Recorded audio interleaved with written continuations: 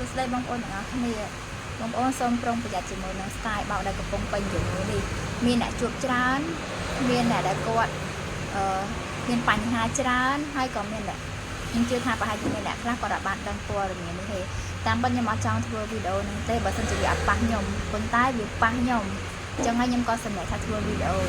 មាន3ករណីផ្សេងគ្នាដែលខ្ញុំកំពុងតែជួបថ្មីហ្នឹងហ្មងករណីទី1ហ្នឹងគឺវាឆាតមកតាម IG ខ្ញុំវាឆាតមកតាម IG ក្នុងរូបភាពជាឆាត AI ឆាត AI ឆាតតាម IG មកកាន់ខ្ញុំហើយផ្ញើជា file ឲ្យខ្ញុំបើមិនជា AI អាចចាំបាច់ឆាតតាម IG ទេព្រោះខ្ញុំនឹងទៅឆាតខ្ញុំនឹងទៅឆែក AI នៅក្នុង Google ខ្លួនឯងឆាតមកកាន់ខ្ញុំហ្នឹងករណីទី1ករណីទី2យកមិញ2នាក់មិនមែន2នាក់ខ្ញុំគិតថាប្រហែលជាមនុស្សតែម្នាក់ប៉ុន្តែបង្កើត account 2ចូលមកកាន់ Telegram ខ្ញុំ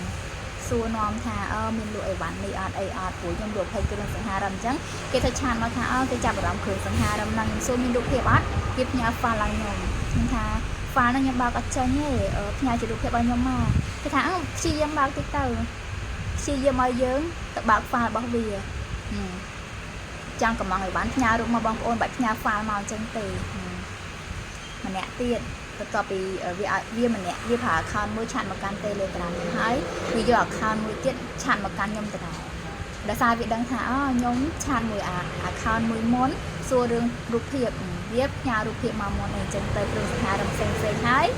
វាធ្វើផ្ញើ file មកទៀតថាអីវ៉ាន់ដែលវាចង់បានគឺនៅក្នុង file ហ្នឹងឲ្យយើងបើកទៅដែរ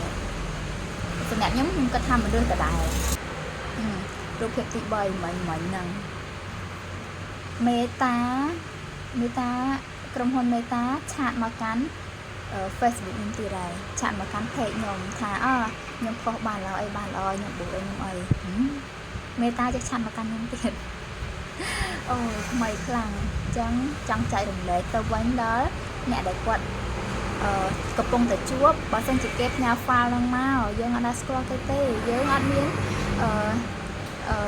ចាំបាច់អីត្រូវបើក file ទេបើត្រូវការកំងឲ្យបានផ្ញើរូបភាពមកអត់ចាំបាច់ផ្ញើ file មកទេណា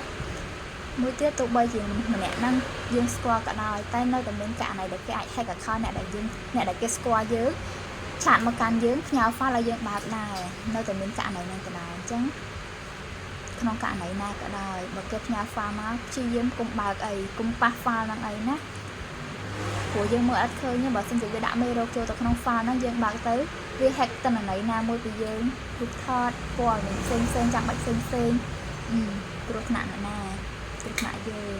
ចឹងមានតែប៉ុណ្្នឹងបងប្អូនគួរតែ